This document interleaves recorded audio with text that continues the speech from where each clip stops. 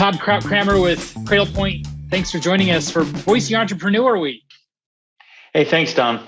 Great to be here. Great to be part of this. Yeah, we're all getting used to the first year of it being Entrepreneur Week, and I'm trying to remind myself not to say Startup Week, but I think it's going to be lots of good programming, so we're excited to have you here. Cradlepoint's had a big year. We've got some good questions, but just at the top here, tell me what the highlight of the last year's been. Well, Don, and October 31st, Halloween Eve, is the 1-year anniversary of Ericsson's acquisition of Cradlepoint for $1.1 billion. Now, being a Silicon Valley guy, that's what puts you in the, unicorn camp. Yeah, greater than $1 billion valuation. So we're very excited by that, and lots happened, of course, in a year's time. If I were to summarize it, I would say that the reason they acquired us and they gave us a nice premium was they saw Cradlepoint being the tip of the spear of their Ericsson enterprise strategy. And that still holds true today. So you're starting to see a blend of Cradlepoint talent help lead that out, help architect that. You're starting to see some joint selling in the field. You're starting to see Ericsson have an impact on opening up doors that the Ericsson brand can open up for us. So it's lots of good stuff. You've got that part of Ericsson logo back there. Tell me how this purchase first. Tell me how the purchase first came about, and how did Cradlepoint arrive at Ericsson as a partner? Well, it's a good question, and of course, while it seems to the world like this just happened out of the blue, it seldom does. These types of relationships come together over a long period of time. In fact, truth be known, back in the very early days of when Cradlepoint made the shift to our enterprise and started to deliver enterprise class solutions, we actually had an Ericsson modem back when Ericsson was still in the modem business. They're not anymore. Yeah, not anymore. So the relationship even started back then, but it really started in earnest probably 9 months before the acquisition. And I think to play it back now in a more logical sense, Ericsson saw that 5G, this big, great transformation we're in the middle of right now, is different than any G that preceded it. And while 4G revolutionized the consumer internet on our phones, and we all take advantage of that, hailing cabs, electronic tickets when I board planes, ordering food, 5G was really all about business. And to really bring all that value and to give them the ability to fill the troughs that inevitably happen when you sell infrastructure, they saw an enterprise play as relevant. You have to be on both sides of the pipe to make 5G really do all the magic it's capable of doing. We sit on one side of the pipe. That's the enterprise end user side, where we help businesses take advantage of the amazing capabilities of today's cellular networks. They sit on the other side of the pipe. They're the infrastructure that delivers the network. So only stood to reason they had both sides of the pipe and they can innovate in unison. And that's kind of the idea that born the acquisition. It's been interesting to watch that space, to watch Cradlepoint. I was at a speech you gave about a year ago, or I guess pre-pandemic, maybe 2 years ago, and you talked about the name, and it was actually like a piece of equipment that you put your phone in, and that's where the Cradle and Cradlepoint came, and then that whole evolution and now being part of this larger ecosystem. But it's all this Boise company, and it started in Boise, it's continued in Boise, the talent is here. When Ericsson was weighing out all those factors and trying to figure out, really it's this obviously a whole lot of things that Ericsson was thinking about, but what role did Boise play in that? I'm sure it wasn't the number one or even number two, but in that lineage, it wasn't. What role did Boise play? Obviously, the value proposition of the combined company was number one, and as it should be. But they fell in love with Boise like I've done, coming from the Silicon Valley, and like all of my peers and executives that have come to Boise or been born in Boise, and the idea of building this great tech company in Boise really became core to the Cradlepoint vision and strategy. Ericsson came to appreciate that. They came to really understand what Boise had to offer. And like so many companies that have come here and established a footprint, at the end of the transaction, they were very excited that Boise was part of the equation. And they've grown. It's been almost a year ago. We were 600 employees back then. Today, we're over 1,000. Now, not all happen in Boise, but a good number of them have been hired here in Boise, and they're all part of this Boise-based company. So that's a pretty good testament to their belief in the Boise opportunity. It's fun to have this conversation for Entrepreneur Week because we can talk about some of the nerdier things. And I was talking about how BoiseDev is a startup, right? I'm probably not headed for $1 billion exit anytime soon. But as Cradlepoint looked at its options, obviously ended up in the hands of Ericsson. But were there any other things that folks there thought, boy, this might be an exit, or this might be a path, or what was that thinking like? Well, Don, I'm a startup guy. I've done 5 of them, 2 went public and 2 been acquired, one of which was acquired twice, which obviously the Cradlepoint story. But I tell you what, it may look beautiful and well architected from the outside. Inside, it's not always so clear. But the one thing that George, our CEO, really did well is he never forced us down a particular direction. He's always kept optionality on the table. And what he was always focused on is, I'm going to build a public class company. I'm going to build a company that, in all intents and purposes, can go public. It has the right metrics, the right growth potential. It's run the right way. It has the right governance and structure. Because in doing that, the highest bar possible, we're going to have every other option on the table. And that was smart. You hear some companies that are built to be bought. And frankly, when you do that, you only have one option. And if that doesn't come to pass, you're kind of left there holding the bag. And I think that was smart on George's part. It's also worth noting, you've been at it 5 years, and we were at it 10. We were at it 10 years from the time we pivoted to the enterprise, which was kind of the beginning of the second wind. The time this transaction happened was just over 10 years. And that seems like a long time. And in fact, our strategy evolved dramatically over that time. But the average time liquidity for a startup today is 7 years. It's not uncommon for startups to go through D, E, F, G rounds of funding before they have a liquidity event. And you put it in that perspective, we're really not that far off track. So this dovetails for folks who are watching that are in the startup or in the general, I love the more broad nature of Boise Entrepreneur Week, right? Because it's not just, you say startup and people think of like Cradlepoint or a tech company or some of the other folks in town, but it's really for all sorts of businesses. For those folks who are earlier on that road, what are some of the key things that Cradlepoint did that really helped build that solid outcome? Well, a couple of things. I mean, first of all, the old model of build to flip really was dependent on a vibrant, almost less than demanding public market. That doesn't exist anymore. You got to build to last. You got to build real companies selling real products, solving real problems for real customers. That's number one. And Cradlepoint's always been focused on that. I think probably some of the hallmarks are, number one, the culture we had in the early days, the culture we have today at 1,000 people. Sounds easy, but it's really hard to do. And that culture has been a real touchstone for us employees, but it's also been a real attractant for people. Boise's been great. It's been attractive for a lot of people, but for people that are in the UK that aren't coming to Boise, it's the culture.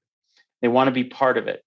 So that's been something hard and takes a lot of work to maintain. The other thing that I'll say, Don, as I think back to what was key to our success, is a good leadership team that works well together as a good leadership team.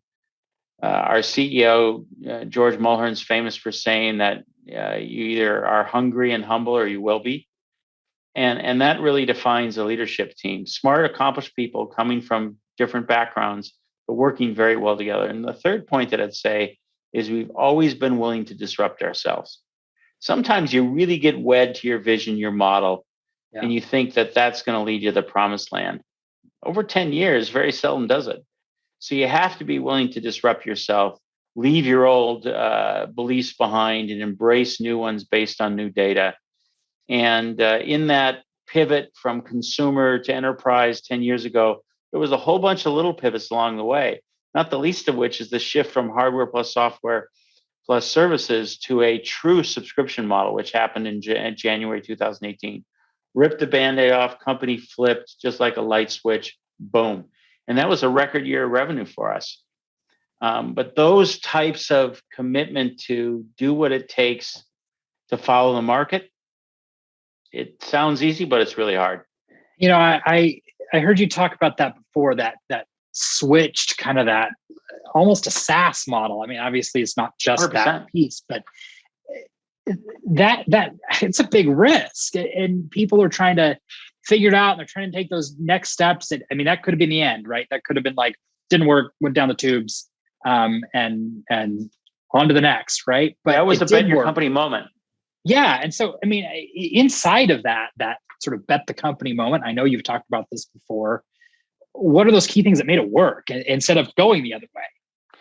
Well, I think there's a couple of things. One is commitment to say, this is what we're doing. We must make it work. It's a bet the company moment. So all hands on deck, everybody on the same page. We actually called the project internally Victor, because to the victor goes the spoils. Yeah. So, I mean, we literally, because I own organizational learning, we had training of employees on what is a SaaS-based subscription model. How's it different? So it's all in, number one. Number two is you do your homework. I mean, we hired a outside firm. We did a lot of homework. We did a lot of analysis. So we had a pretty good idea what was involved. We had a pretty good idea what sat on the other side. It wasn't just left for chance. And the third thing is we executed. We not only flipped the switch, but we launched probably more products in that first quarter than ever before in company history. I think it was 4 or 5 new products under the new model during that same period of time. So we all, as a team, executed. And those 3 things, commitment, do your homework, and execution, I think made the difference. It's interesting to see that and hearing you talk about that bet the company moment. It's easy to say in some hindsight, but people really have to have a lot of guts to do it when you're talking about something that is your baby, and obviously you're all invested. You've been there for for several years now, and over 5 now. Yeah, wow. You've seen some pretty big changes there. What for you has been the most fulfilling? Well, I tell you what's been most, and you would expect me to say this being CMO, but what's been most gratifying is the recognition of the leadership team, and George certainly had a lot to do with this, but recognition that marketing matters, and that marketing can make a difference, and that marketing is part of the growth strategy, and to make investments, not aligned with the best marketing companies, but to make big investments for where Cradlepoint was, to allow us to build a team and build demand capabilities and really tangibly contribute to revenue. That to me obviously was very gratifying. I've been a part of building that, but I couldn't do that without the permission of the leadership team. And there were probably other major moments. I think the launch of our 5G solution. This may surprise you, Don, but 2 years before the rest of us really knew 5G was a thing, Cradlepoint started investing in 5G. We knew that was a moment in time where the market would shift. We knew it was a catalyst, and we invested millions of dollars well ahead of that product curve, which seems so obvious right now. Right, 2 years right. ago, ahead of the curve, it wasn't so. Right. But we knew it, and I think to some extent that played the acquisition, to Ericsson, and to a large extent. Here we sit today on our 2nd generation of 5G products when most players haven't even launched their first. So that kind of leap in the market is essential. It's the Gretzky quote that's like, don't chase the puck, skate toward the puck is going. 100%. And I mean, it seems like I think we've used that quote internally. Yeah, honestly, I might have been in your presentation that I saw, and that might be why it's sticking in my head. But that's a big piece, right? Is being able to see that and know that and not get stuck in now, but go to the next thing. Let's talk about Cradlepoint and in Boise some more. I think it's Boise Entrepreneur Week, so I think that's important. But do you think that we'll see similar types of events for companies here in the future? Maybe not $1 billion, but heck, maybe. Do you think we're going to see more of this as we go possible. along? So yes, I do see other companies doing it. I think Boise has a lot of the right stuff right now. But as it relates to this transaction, I belong to a mentoring company of early stage software companies in Minnesota called Mesa, Minnesota Early Emerging Software Advisories. And the whole philosophy is that you got a lot of big companies that grow and they have events, and you got a lot of smart people that ultimately want to go do something again. And you get this kind of regenerative process.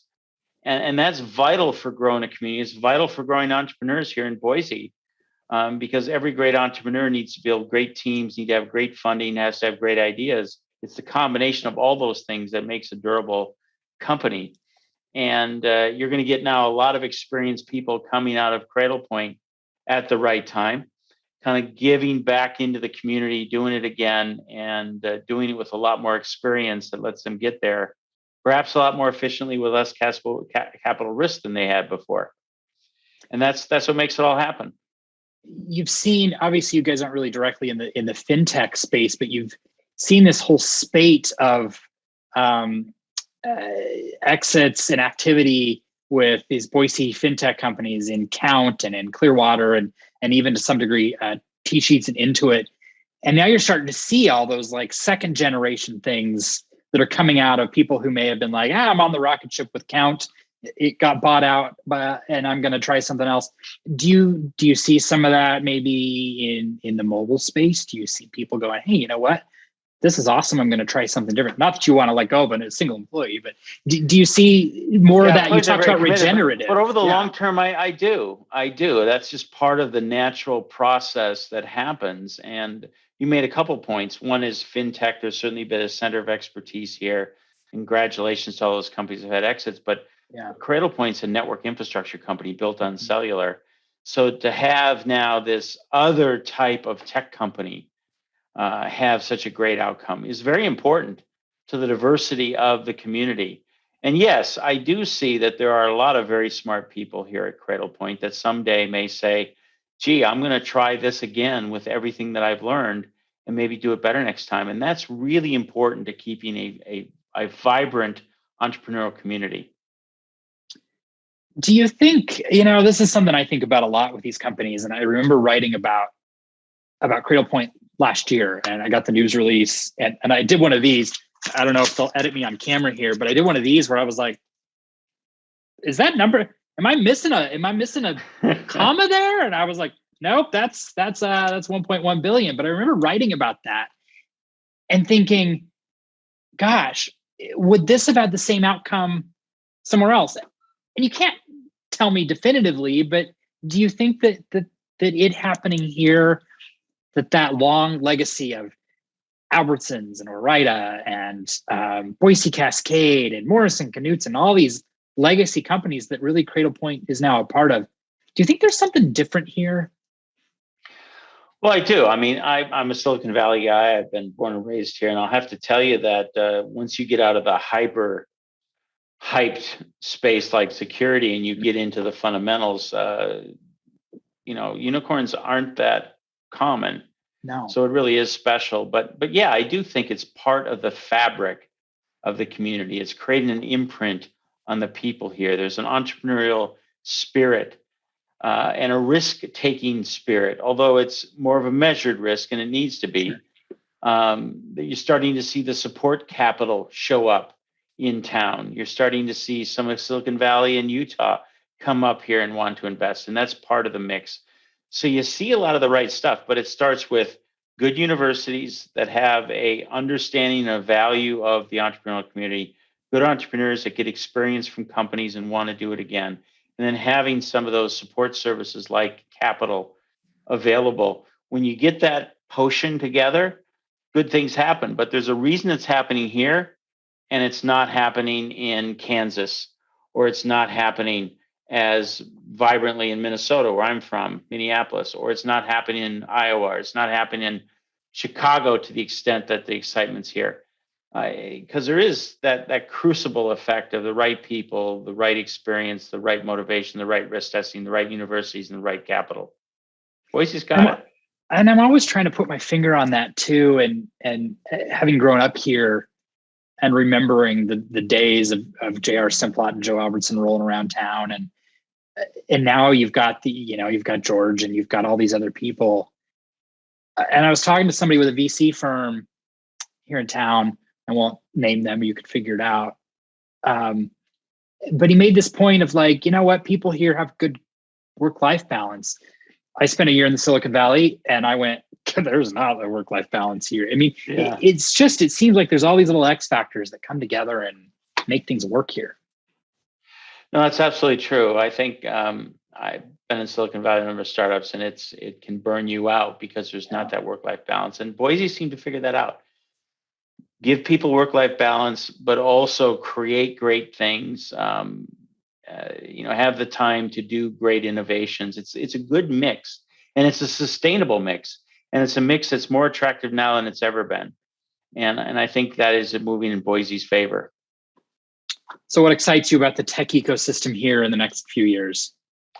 What are you one watching? Thing is the conversation you and I are having is that, there's a lot of places where it's kind of a cottage mentality where I can't share, I can't help anyone else. I need to lock down because what I know is proprietary.